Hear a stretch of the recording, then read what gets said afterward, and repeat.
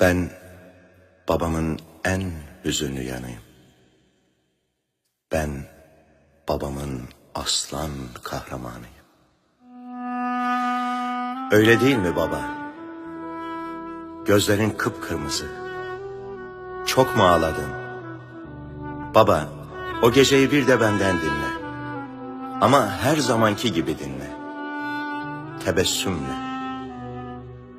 Rüyamda kanat sesleri duydum. Mevsim yazdı. Kanat seslerinin ardından muhteşem bir koku yayıldı etrafa. Sanki biraz gül, biraz leylaktı.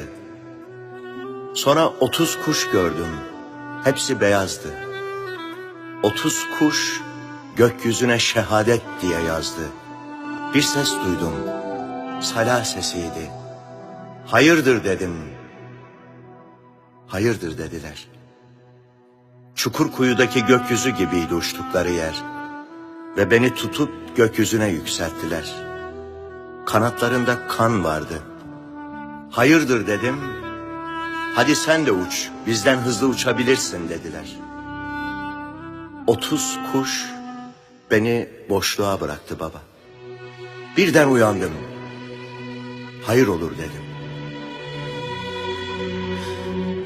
Meğer gecesi vatanım için kabus olacak bir güne uyanmışım. Gökyüzünün yıldızlarını çalıp omuzlarına takan hain yüzler gördüm o gece. Ruhları yoktu. Korkar mı senin oğlun? Korkmaz. Korkmadım.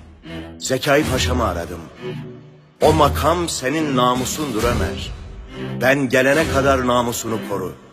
Gerekirse o vatan hainini vur. Vazifenin sonunda şehadet de var Ömer. Hakkını bana helal et. Paşam şehadet der demez yine kulağıma kanat sesleri geldi baba. Rüya değil bu kez. Uyanıktım. Muhteşem bir koku yayıldı odaya. Bir şey oldu o an. Sanki ellerim, omuzlarım çeliktendi. Sanki tek başıma tüm dünyayla savaşabilirdim. Vatan hainine döndüm. Arkasında karanlık yüzlü adamları vardı. Giremezsiniz dedim. Bir arslanın karşısında duran çakallar gibiydiler.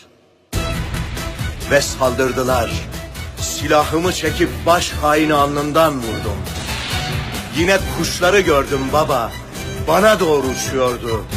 30 kuş, kanat sesleri, vücuduma dokunan ve kanatlarında kan, sala sesi, gökleri yırtan muhteşem bir koku, gül mü leylak mı içime yayılan ve Çukurkuyu'nun gökyüzü masmavi, bulutsuz ve sessiz ve sessizlik.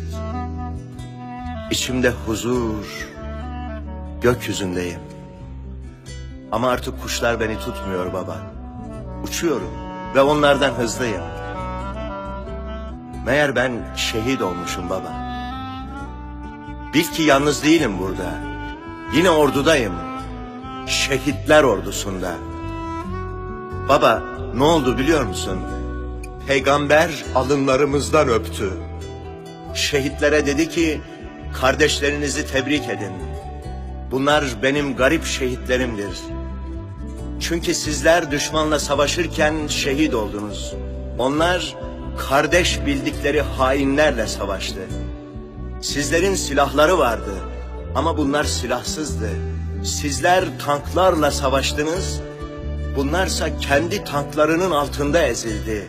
Sizler uçaklarla düşmanı bombalarken şehit oldunuz ama bunlar kendi uçaklarından atılan bombalara göğüslerini siper etti. Bunlar benim gariplerimdir. Tebrik edin kardeşlerinizi. Baba, milletime söyle, al bayrağın dalgalandığı her yerde biz varız. Paşama söyle, namusumu çiğnetmedim. Anama, çocuklarıma, eşime, kardeşlerime söyle. De ki Ömer size bir vatan bıraktı. çekinmeden bu vatan bizim diyebilirsiniz. Çünkü bedelini ödedim. Baba, ben oğluma Ertuğrul'a bu vatan için ölmeyi öğrettim. Sen de bana öğrettiğin gibi ona vatan için yaşamayı öğret. Bu vatan sizin baba. 30 kurşun yedim, bedelini ödedim. Babacığım, hürmetle ellerinden öperim. Ben babamın en hüzünlü yanıyım. Ben babamın aslan kahramanıyım.